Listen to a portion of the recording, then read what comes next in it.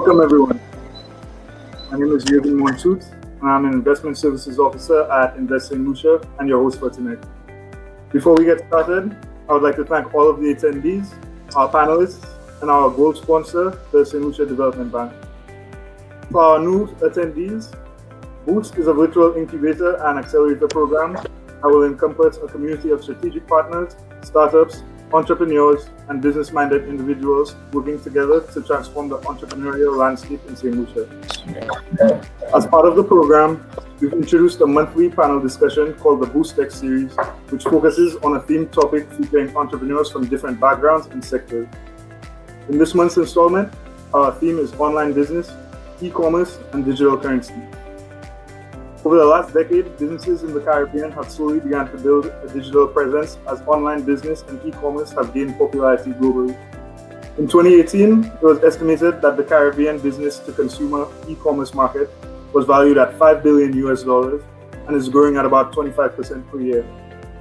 Online checkout, landing page optimization, user experience, and SEO are some of the topics businesses need to be increasingly conscious of, as portrayed in the video that we just saw. However, online business has not been without its challenges. Due to anti-money laundering and know your client regulations, the Caribbean region has been labeled as high risk, causing many financial institutions to cease business here. As a result, many entrepreneurs have struggled with limited payment processing options, with offering exorbitant transaction fees and lengthy withdrawal processing times. A potential solution to this is central bank endorsed digital currencies, such as ECCB's Bcash, which may potentially lower transaction costs and create synergies in the realm of online business. With all that said, I'm beyond excited to introduce our panelists. Clement Gill, founder and CEO of dropshipping retailer True Boxes. Shamar Marcus, founder of CaribVybe, SkyCrew Films, and Vammped Media, as well as CFO of Mantra Juices. And finally, Stephen Felix, Vice President of Global Investment Research Engineering at Goldman Sachs, and founder and CEO of Medial Health. We'll also be featuring a guest speaker, Sybil Welsh from the ECCB, to shed some light on the digital currency initiative. So with all the formalities out of the way, I wanted to welcome our panelists. How are you guys doing? I'm doing good. Yeah, doing good. What about you? Excited to be here tonight. Okay, cool. So to start off, I was just hoping that you guys could tell us a bit about your business, and what inspired you to create it as well. So if we could start with Clement. Okay, my pleasure. Well, my business, True Boxes, falls under e-commerce, which is just a small sector of the digital market.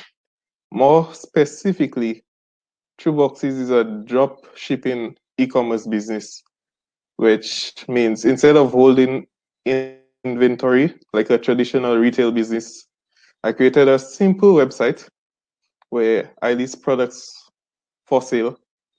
After I send targeted traffic to the products, the people visiting the website are already prepared to purchase. So when they make a purchase, I don't have to deal with shipping because right away I send the product to them directly from the supplier. So the supplier takes off that hassle for me being able to set up a shipping service. So that's hands-free. So the drop shipping model is very beginner friendly, I would say. So that's the approach I took with my business. But there are many approaches that you could take if you wanted to start an online business. E-commerce dropping is just the one that I chose. Now my inspiration came just from the innate desire to be successful. Just tired of that quote unquote rat race, getting up, going to work, going to school, go back home, sleep, wake up, and the same routine. So I was inspired by just that drive for me to become successful. So online business, well, we have all heard that it affords you freedom and just in me doing my research, I found instead of just that desire to become successful, it became one of my passions. And it has its challenges, like everything, but those challenges can be easily overcome by perseverance and dedication to the business. So that's about me. Okay, cool. That's it. We're gonna go to Shamar. Could you just tell us a bit about your businesses and what inspired you to create them? Yeah, sure. Can you hear me? Is my audio on? Yeah, we can hear you. Okay, cool. Just making sure. All right. Yeah, so I started my entrepreneurial journey at 17, 18. I started working off at Sandals as a tennis instructor.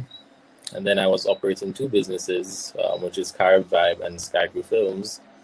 And eventually juggling 3 jobs, my two businesses and my 9 to 5, it became overwhelming. And then I decided to quit my job at a year and a half into it, and decided to go full throttle onto my passions and what I love doing. So CaribVybe essentially is a Caribbean apparel brand. So we have like hats. So for example, like this is a simple, nice, clean logo of Saint Lucia. We have t-shirts, socks, just like a full-on Caribbean apparel brand. And then we also have an e-commerce site where we ship our products out to persons in the US, Canada, England. And it's all similar to Clement's dropshipping system. So we don't have to take care of fulfillment or shipping, anything of that sort. We just get persons to purchase on the site, and then all of this taken care of on the back end. SkyCrew Films is a creative agency where we do film and photo production for clients, primarily in the travel industry. So I typically love to promote anything travel related. So that's just my passion, so I like to stick to that niche. And then we have Vammped Media, which is a new startup. It's a marketing agency because I see the value in marketing and how it's important for businesses. So I want to offer that service to other companies. And another startup with my sister, it's Mantra Juices. It's a cold-pressed juice business, which we're starting up and we're trying to grow it. So that's a little bit about my background and what I do. Okay, cool. And then finally, last but not least, we're gonna move to Stephen. Could you tell us a bit about your business and what inspired you to create it? All right, sure. So I'll just start off by saying that my business is a little bit different from Clement's and Shamar's. Mine is more of it's a technology company, and what it does, in health technology. So basically what it is, it's an online, well, right now I have an app that allows people to pretty much track things that go on with them when it comes to healthcare. So for example, you could do things like symptoms and like diagnosis and just different things you want to keep track about your healthcare, and also that of your family members. So it's something that would kind of like help people be more accountable. So for example, if someone in your family has a specific condition and they need you to help them, right, to keep track of that and to make sure that they are actually doing what they're supposed to do, that's where an app like mine would come in. And then also in, I would say, like future phases, the whole plan of it is to build the medical providers portal as well. So for example, I would have things about, like, as a user of the app, I would be able to put in things for myself. But then when I go to a doctor as well, the doctor should be able to do the same, and only those things will be like certified, and you can get like prescriptions based off of what the doctor puts in, but not really what the patient will put in. So that's the main thing, and that's where we are right now. I've been doing that for about a year from scratch. So like it's a lot of programming and stuff like that, because technology is something I really love. So what inspired me to do this? One thing is, well, the main thing is basically like, how could we get people to be more preventative when it comes to their health instead of like reactive? So people always go to the doctor when something is wrong, but how do you actually prevent that thing or lessen the chances of that thing going wrong? That's one.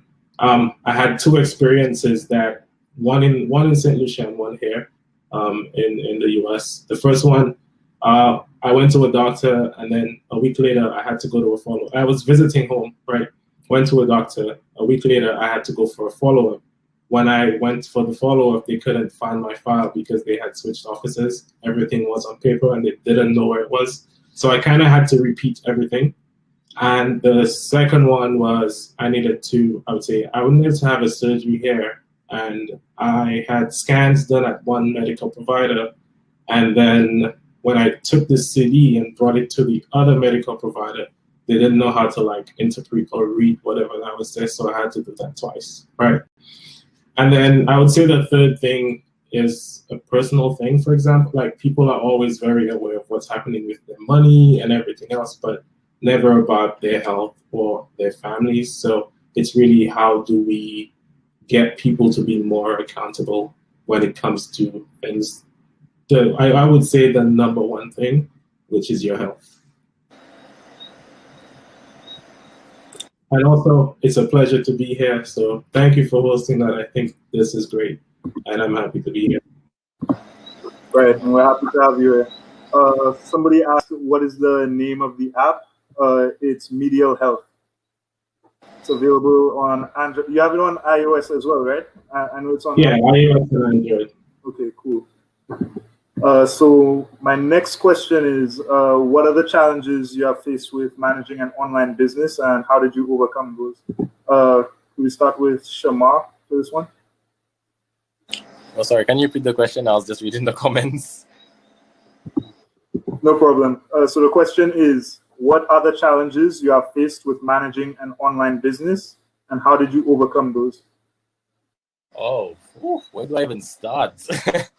Online business in the Caribbean, it's very difficult, honestly. There's a lot of factors that play a major role, such as the main thing is setting up an account. So how are you going to receive your funds, for example? Most of these platforms, for example, like Shopify, you have to have like a US bank account, or you have to have foreign banks, because our local banks do not work like at all. Or you can even use PayPal, but then the option of using PayPal, you have to settle for 30-day wait on your payments, which is ridiculous. So ideally, the best way to go about it is if you have a US bank account.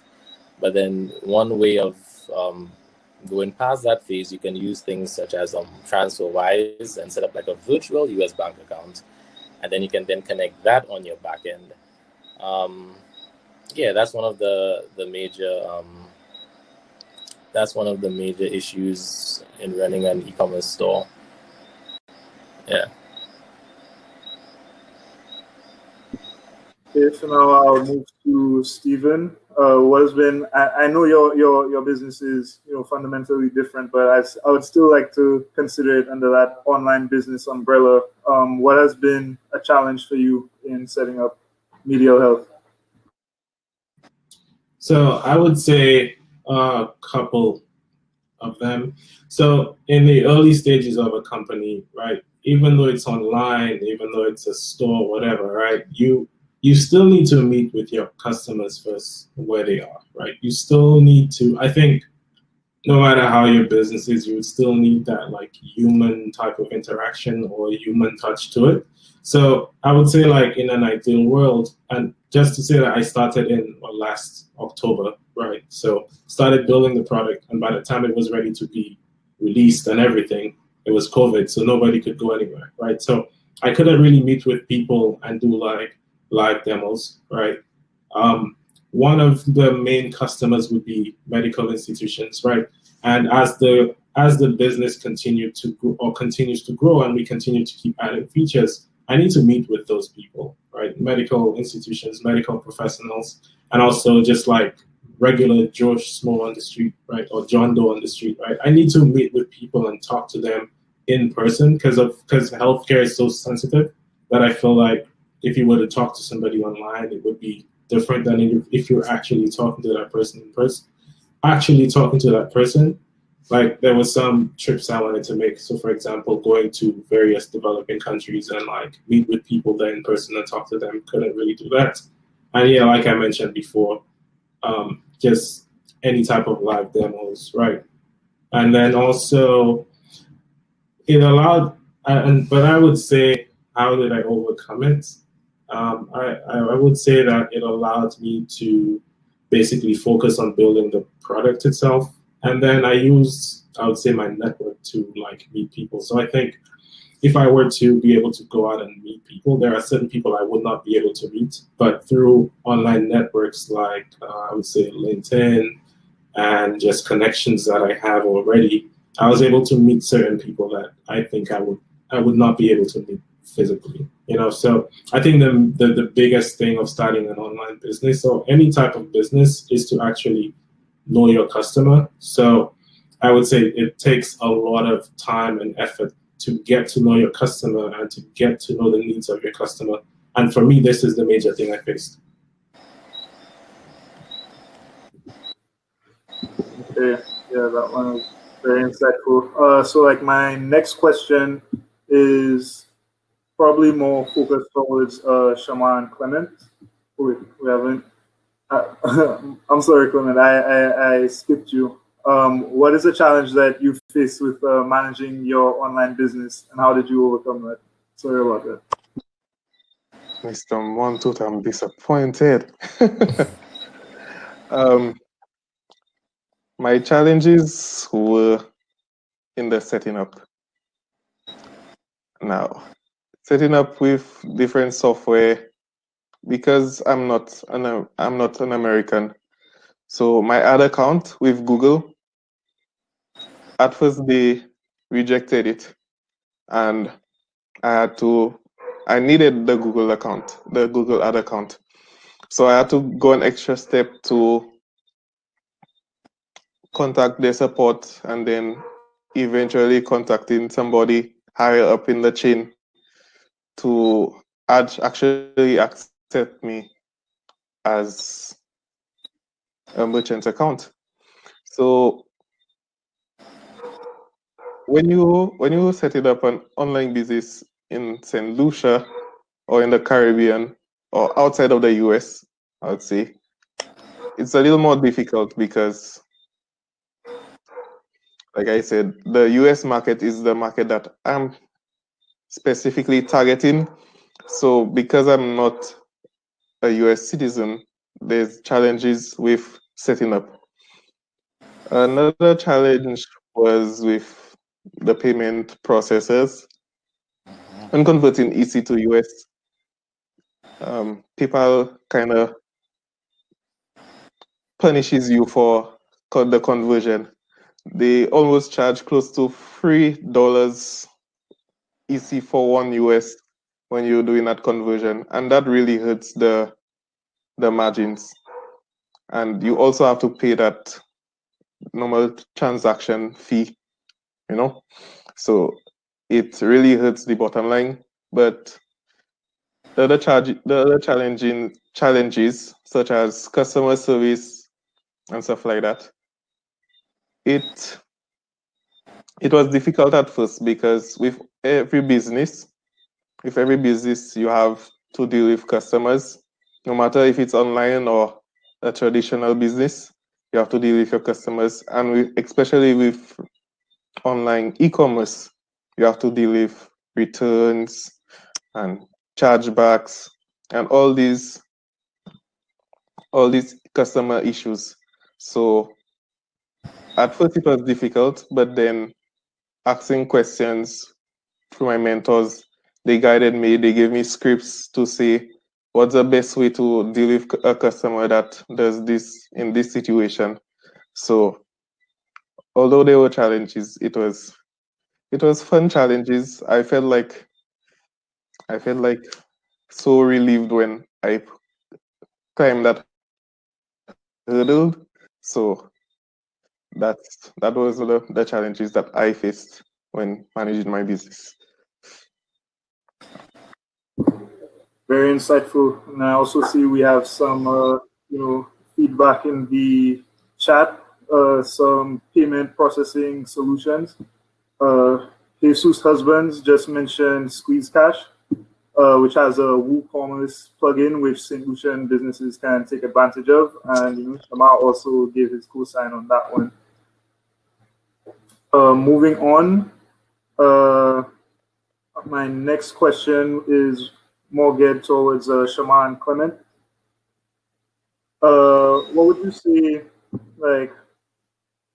what would you say would digital currency, do you think it would have an impact on your business, or no, not really? Yeah, I'll let Shamar answer this one. I think definitely a digital currency will have a huge impact on the business, especially within Saint Lucia, for example. If we're able to send funds directly to each other via an app, let's say Squeeze Cash, for example, a perfect example.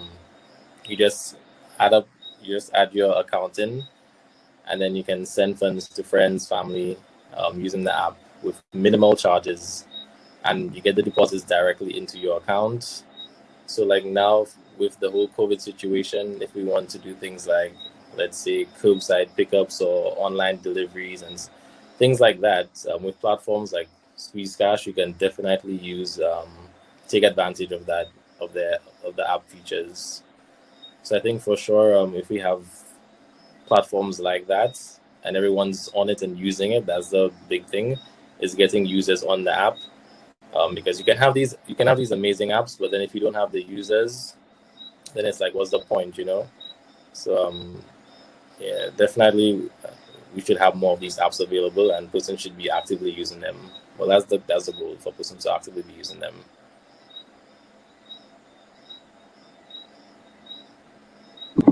Okay, and Clement, what do you think? Do you see digital currency as impacting your business? Speak back to the lifesaver here. Yeah, so in my experience, the more options you give to your customers in terms of payment methods, the higher the conversion rate of the site itself. So digital currency is a big benefit to any e-commerce business when you look at it, because some people may not be comfortable using PayPal, some may not be comfortable using Stripe, they may be comfortable using other payment methods. So the more options for digital currency that I would have on my e-commerce platform, the better for me at the end of the day. Ms. Welsh, welcome. Hi, thank you very much. How are you doing? I'm good. How are you doing? I'm great. It's really a pleasure to be here. I've been enjoying the discussion so far. Good to know. Good to know. So we were hoping that you could, shed some light on the digital currency initiative at ECCB. More specifically, if you could tell us, what is Dcash and how it's expected to work. Okay, thank you. Dcash is a digital version of the EC currency. And so just imagine currently you are going around walking with notes and coins that are EC, and just think about it now becoming digital. So this now will no longer be physical. All that happens is that you would be using your smart device in which to pay and receive EC currency. And that's really the brilliance about it, that it provides a faster, cheaper, safer way to transact in EC currency. You no longer have to be walking around with lots of funds, and that becomes a potential vulnerability for your person. You no longer have to take time to count out and find change.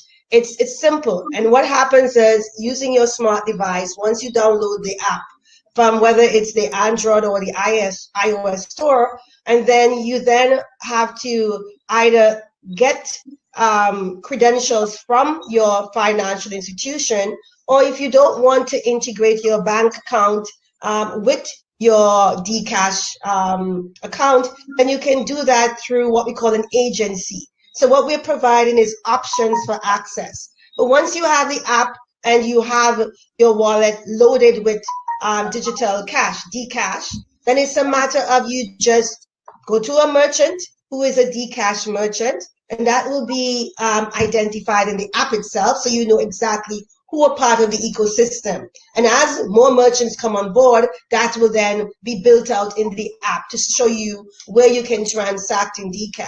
And it's simple. You scan the QR code. It then tells you to confirm that the amount that is there embodied in the QR code, which also provides an invoice, is what you think you have to pay for or you agree to pay. And then you just swipe to the right to confirm, and settlement happens instantaneously. The beauty about this is that if money makes the world go around, then the faster one can get access to money, the faster one can transact. That means that helps businesses, not only from a business perspective, where now you can manage your liquidity better instead of having to do an overdraft and wait 3 or 4 days for a check to clear or for a transfer to hit your books. It happens instantaneously. And that provides options. As we're talking about digital online businesses, imagine now that it's so easy, not having to wait the 30 days for PayPal because the Caribbean is not an area that is identified for them. Then this happens, and then you transfer funds. It's a peer-to-peer architecture, so therefore it is seamless. And because it is the EC behind this, in terms of your peer-to-peer transfers, there are no fees for the pilot, and we do not envisage any major fees post-pilot. We're launching a pilot program initially in 4 of the 8 Eastern Caribbean currency union territories. So we have 2 in the Leewards, Antigua and Barbuda, and St. Kitts and Nevis, and we have 2 in the Windwards, Saint Lucia and Grenada. Once we have gone through the 6 months pilot, we will then bring on the other 4 countries. So we'll have, over a 12-month period, all islands will have had a wonderful experience, a wonderful Dcash experience. For the central bank, this is part of the digital transformation agenda. When the central bank launched its strategic plan in 2017-2021, the 5-year strategic plan, what it advanced is really that transformation. Digital transformation is one of the levers it was going to be pursuing to advance the growth trajectory of the region. And now that we have COVID-19, we see the real need for us to be able to do business at an arm's length without having to shut down. Because what happened in many industries, many businesses, small, medium, large, when COVID hit, they had to just close their doors. That was loss of productivity, loss of income, and really devastating. Persons who were able to pivot, or persons who already had a digital platform and could continue to do businesses, they were able and still are able to really move against the trajectory of those businesses that were moving south. And that's part of the central bank mandate. Our role is not only about making sure we have a stable currency, strong and stable, and that we have a stable financial system, but that we advance growth. And all of them are interconnected, because you can't have a strong economy if you don't have a strong private sector. And you can't have a strong banking and financial sector if you don't have increased productivity. You don't have businesses who are creating opportunities, creating jobs, and advancing growth. So it's all part of our trajectory to ensure that we keep pushing the region to soar and to be resilient and to really be competitive. Right, thank you. Like, that was extremely informative. We had a few questions in our chat room. Stephen was actually asking, would the digital currency, would it allow for wire transfers from bank accounts in different currencies, for example? Well, what the ECCB is doing is providing a platform, and our remit is the 8 countries. So basically, it's an option that instead of doing a wire transfer between Antigua and Dominica, you just do a peer-to-peer. It's a transfer. However, in terms of now interoperating with other currencies, that is where business innovation comes in. Because nothing prevents a business from finding a niche market and being able to then say, okay, at the base we start off with EC, but now I can move to another currency based on the needs of my market and customers. Okay. And then would you be able to disclose like what are the initial banks that are taking part in the pilot program? Okay, so I can provide you with some information on the banks in the 4 countries that we're starting with. So if we start off with Antigua, we have the Eastern Caribbean Amalgamated Bank Limited, we have the Caribbean Union Bank Limited, and we have CIBC First Caribbean International Bank. We move to St. Kitts, the second island in the Leewards, and we have both a bank and a credit union. We have the St. Kitts Nevis and Gill National Bank Limited, and we have the St. Kitts Cooperative Credit Union. In Grenada, we have 4. We have the Grenada Co-op Bank Limited, the Republic Bank, Grenada Limited, GUT Cooperative Credit Union, and Communal Cooperative Credit Union. In St. Lucia, we have Bank of St. Lucia, Mont Repos Eastern Cooperative Credit Union, Janu Credit Union, and First National Bank, St. Lucia Limited. And I spoke about the agencies because what we don't want to have this is that it is totally bank-centric. Part of our transformation is to expand access and to create a more inclusive payment system. And so we have agencies, some are financial institutions, though not banks, others are fintech companies. So we have the St. John's Cooperative Credit Union in Antigua and Barbuda. There will be an agency and they will be servicing those clients who do not want to engage with a bank or who don't have a bank account. And that's the financial inclusion. That's for us expanding access. In St. Kitts and Nevis, we have JAD Cash. And those of you who are in the fintech area, you may be familiar with JAD Cash. And then we have the TDC Financial Services. In St. Lucia, we have Capital Financial Services. And in Grenada, we have George F. Huggins and Company in Grenada. And so that is how we are in the pilot. While it's a closed pilot in that we have volunteered institutions or we have selected institutions who meet a certain criteria just for us to assess the efficacy and the efficiency of the solution. When we go commercial, then we will have a wider ecosystem of diverse participants. So those are the institutions that are starting off in the 4 countries. Okay, so we have a few more questions from the from the chat. Just to answer Mr. Harvey Pierre, he was asking whether there are fees which we plan on charging for use of Dcash. As you mentioned previously, Dcash will not be having any like associated fees during the pilot or post-pilot. During the pilot, we will not be having any fees. In our discussion, part of the reason we're doing this pilot is to assess the business model. We don't want persons to have any frictions moving from the physical to the digital. How you incentivize change of behavior is really to make it frictionless. However, on the merchant side, they will be able to see the benefits and have options of whether you can pay using your card, you can pay using your check, you can pay using your physical notes and coins, or you can pay using Dcash. Within that value proposition, there are benefits. And so the idea is to assess what should be that payment framework without it being prohibitive. Currently, merchants pay somewhere between maybe 3 to 4.5, depending on what arrangements they have made with their service provider, because they have to pay a fee to the card, and they also have to pay a fee to lease the infrastructure. And if you have very thin margins, or if you're a new startup, that can be prohibitive.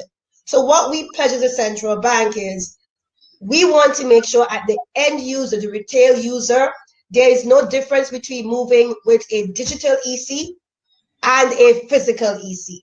At the merchant level, whatever fees are arranged, this will be far less than anything that is in their current infrastructure. And that is the way we need in order to incentivize the use of a digital EC, Dcash. We want to make sure that currently over 80% of all transactions are done in physical EC. And one can imagine the cost of having to count up, reconcile, store, when that time could be used to productive use. If it's digital, then all of these things provide a digital transaction trail and a digital report that you can now leverage into your accounting and really have real-time information to guide your decision making at the individual level. Even when we're talking about financial planning, then you'll be able to have a good trail of your cash flow, what is coming in, what is going out. And you can use that to make informed decisions to bolster your resilience, but also to complement your conversations with your banker. I mean, when your panelist was speaking about the medical issues, that was such a eye-opening for me, because I am thinking I need the app. You know, you're getting, and the whole idea of digital is really to put the power backs into the hands of the users. And so that is what this will do, both at the retail end and at the merchant end, but also at the enterprise end. Because post-pilot, what we plan to do is make available APIs. So that will help businesses now to be able to leverage those APIs and create their own services and create that sort of ecosystem where now you are multiplying the effects of what a Dcash possibilities can deliver, not only for the central bank, not only for the financial institutions, but for the enterprises and the startups and the innovators. That's what we want to see happening, that sort of ecosystem growth. Perfect. That actually answers my final question that we had. Jesus' husband was asking about like whether Dcash app would allow for receiver devices to use its API, which can be used to like build other apps. But you just answered that, so that's perfect. Yeah. I'm sorry, I didn't realize I had my video off. So sorry. Yeah, no problem. And then we have one last question from Ronald Imanus. Will there be a limit on the transfer amount sent when it comes to peer-to-peer transactions? Okay, so what we're getting into now is talking about AML, anti-money laundering, CFT, counter-financing terrorism. And one knows that when you're dealing with finance, the whole issue of governance and the whole issue of regulatory compliance is important. And so the answer to that question is twofold. If you have an account, what we call a registered base wallet, which means you're linking with your financial institution, whether it be your commercial bank, your credit union, they have already identified your profile. And so they already know that within a certain amount, this is an ordinary transaction flow. Anything above that amount, they will flag it and ask a question. So that really takes care of the amount that can happen in a peer-to-peer transaction if you're using a registered base wallet.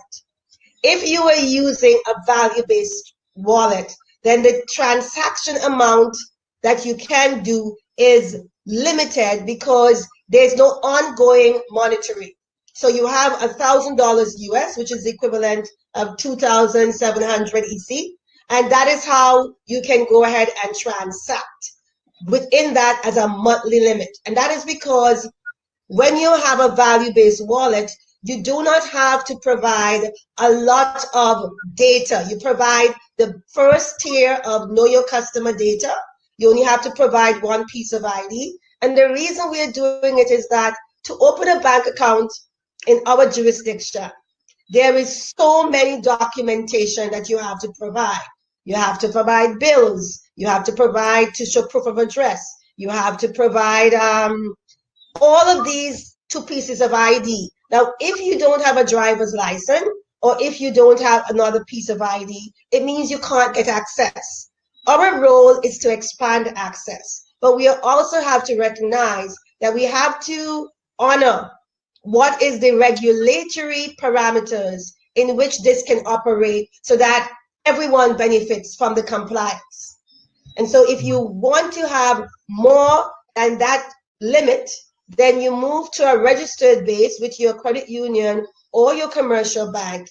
And that limit is dependent on the profile that they have already amassed for you, and are able then to say, this is what is a traditional flow, and therefore it is not something to red flag.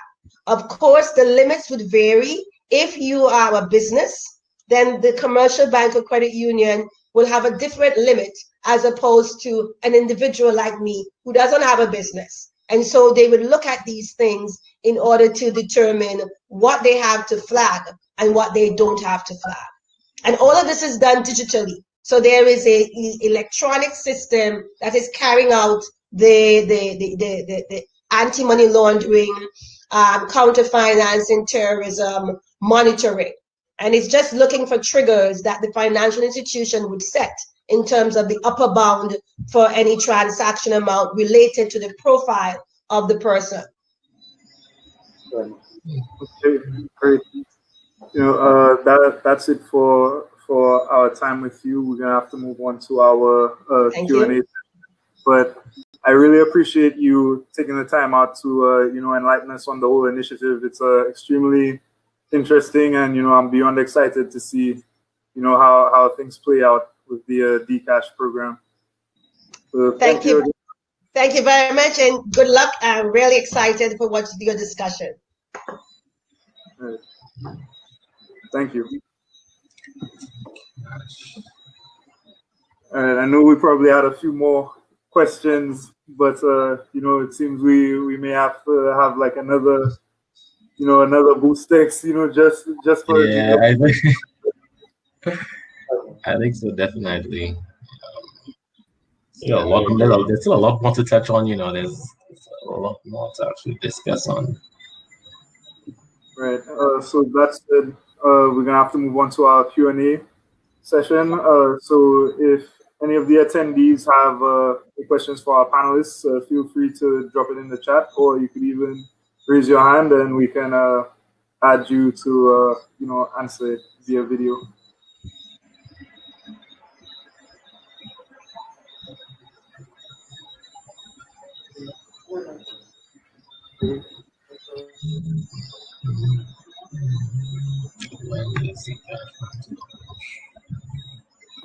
So a question somebody had earlier in the chat would be, what would be the best way to accept online payments if they don't have a US bank account? I'll say to use Payoneer. Payoneer is one of the best methods in my opinion. You can literally just connect your bank account, or like your Republic Bank, CIBC, whichever bank you use, you can connect it to Payoneer. And then the way it works is that, let's say if someone sends you funds, there's like a virtual bank. So it goes to that Payoneer virtual bank. And then from there, you can withdraw your funds from that virtual bank into your actual bank account. So it usually takes about, I think, 3 or 4 business days, and you can actually get your funds.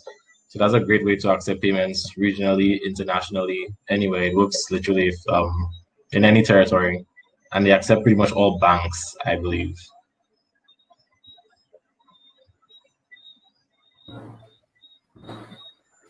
Okay, so we have a question from Marissa Lafontaine. How do you see the medical app being used in St. Lucia?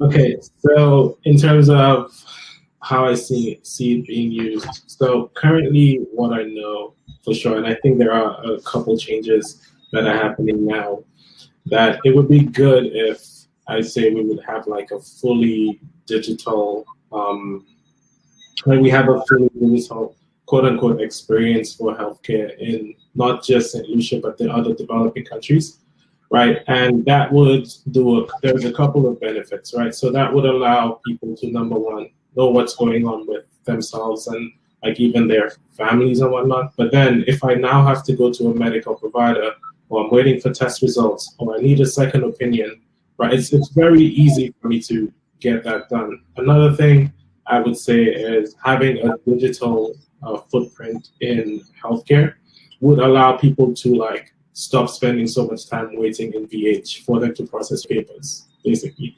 And everybody here on this call knows what that means. Like you go to Victoria, I would say you go to Victoria Hospital. I don't know if it's gotten better, but you go there and you spend about 2 to 3 hours waiting for 20 minutes of service, right? So that would definitely reduce the amount of time that people spend waiting for service. So the quicker we know who that person is, the quicker we know about your history, the quicker we know about like your family history, or even like medications that could potentially affect you. So for example, if you're allergic to ibuprofen and sometimes your doctor might not know, right? And just by having this all available digitally on your chart, your doctor will know exactly what you're allergic to, what affects you, how it affects you, right? So this is one of the many benefits I could outline in having like a digital health solution in a place like St. Lucia. Okay. Hope that answers your question, Marissa. Just for the record, it's no longer Victoria Hospital. It's been renamed to the Owen King. OKU. So it's pretty much like a brand new hospital now. So we have another question from Craig. Have any of you with St. Lucian-based online businesses managed to find a credit card payment alternative to simply PayPal?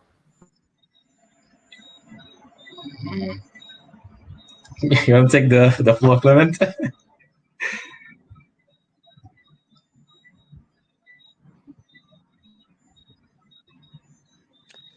So, other than PayPal, there are a lot of options based on whatever website builder you use. If you use Shopify or there's WordPress and creating a WooCommerce, they give you a extensive list of payment options, and there are, I could say, in the hundreds of payment options available out there that you could use as an alternative to PayPal.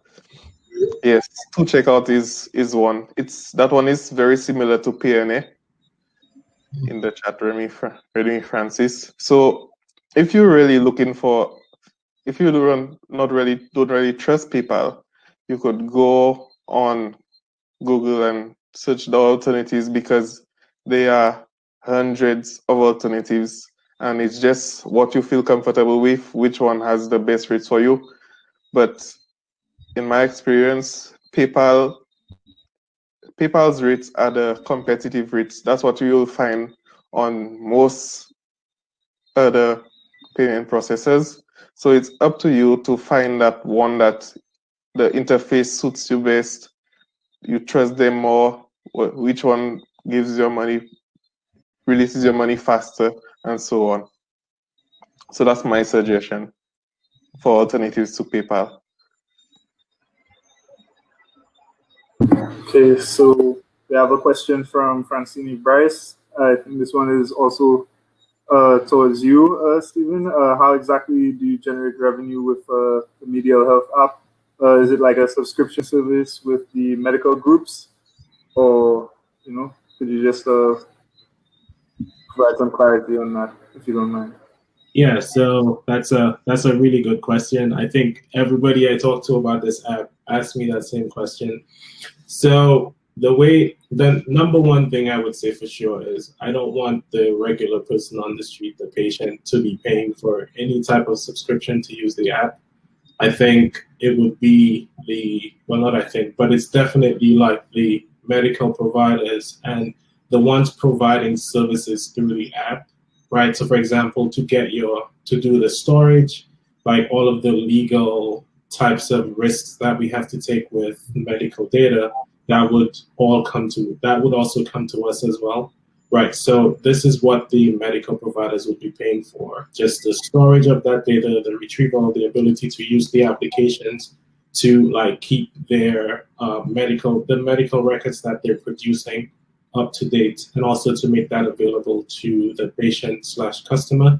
It would definitely be like the medical institutions paying for those types of services to allow like regular patients, because healthcare is very expensive, right? So to allow the everyday patient or personal user that just wants to keep track of what's happening with them, to make that available to them. Also, we do plan on releasing certain features that would be premium features. So if you want to pay for premium features, then you can do that as well. I hope that answers your question. Okay, cool.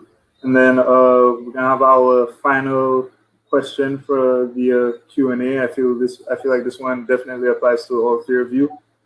So hopefully each of you kind of quickly chime in as we kind of like running out of time.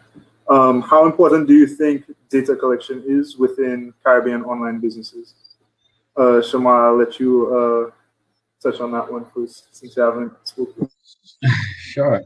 Yeah, data collection in the Caribbean definitely it's super important. Data collection on a whole is super important.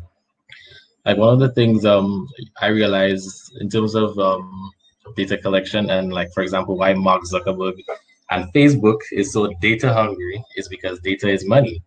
And I really understood that when I started running ads for my store, because I have the clothing brand CaribVybe, and then we run ads for other clients as well.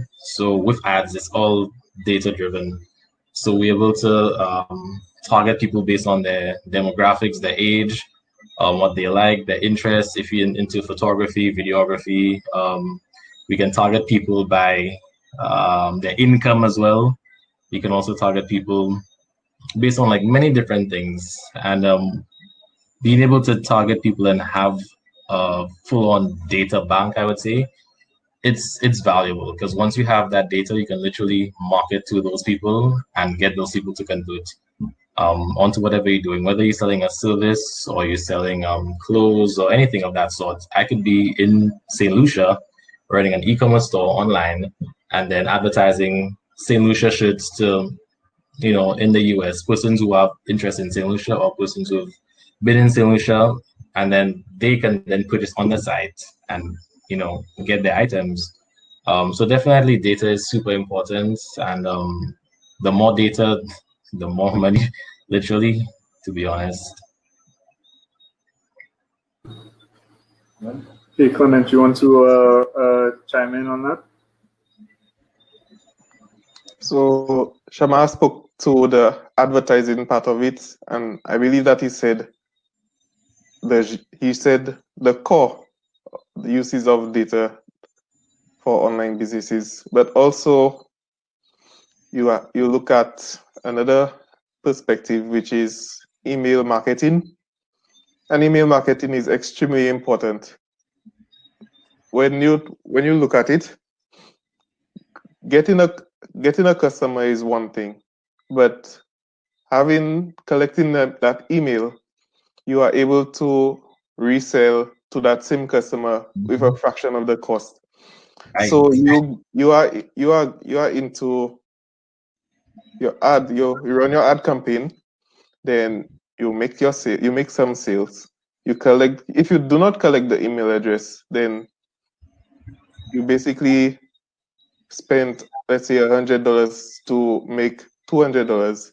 But if you did collect those email addresses, those people that actually paid you that $200 would actually pay you another $200, and then you will not have to be spending that $100 to make that $200, if you understand where I'm coming from. So data collection in terms of email marketing is extremely important, and I believe there's a complete lack of it here in St. Lucia. I wouldn't speak to other Caribbean countries, but here in St. Lucia, email marketing needs to be looked at in a different perspective in terms of reoccurring customers and customer relationship.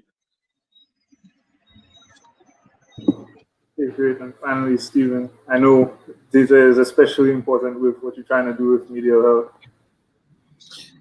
Yeah, so I would say a couple of things, but one of the things that could really stand out for me in terms of data and being able to analyze that to know, for example, like what percentage of this, look at here in the US, for example, when it's flu season, like what percent, how do they really know that it's flu season? And I think it's because a bunch of people just get the flu at the same time, so they call it flu season, right? In other places where we don't have that type of data yet, knowing like what people are going to the hospitals for, and it's not collective, it's not a collective data set.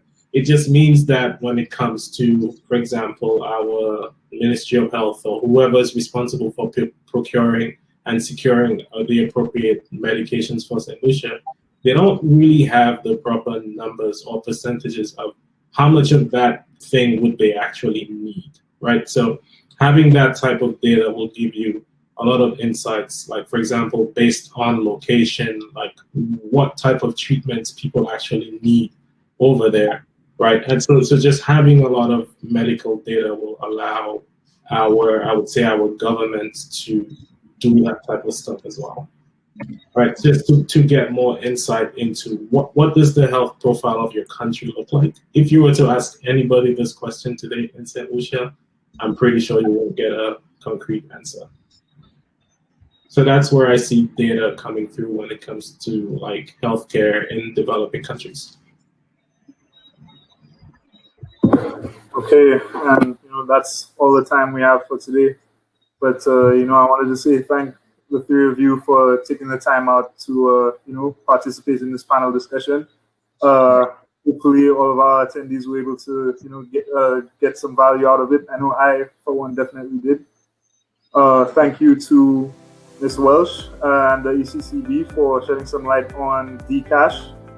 And I want to thank every one of you, the attendees, for taking some time out of their busy schedules to take part in this. And then finally, I wanted to say Happy International Men's Day to everyone. I feel like the three of you guys are definitely some positive role models. And media health, that's one of that kind of like plays into the whole health focus and men's health focus that is a theme of this year's International Men's Day. So thank you everyone. And finally, I just wanted to say, like, if you haven't already, please register to our online virtual incubator Boost at booststlucia.com. We posted the link in the chat. We have like learning materials, business resources, and we also have like future events, as well as a community of entrepreneurs and potential mentors that all of you can take advantage of. Also, if you missed any part of the webinar or would like to listen to some of our older episodes, you can find them on BoostX on any of the platforms that you stream podcasts on. For example, SoundCloud, Spotify, Apple Podcasts. And finally, I just wanted to say thanks again, everyone, for participating.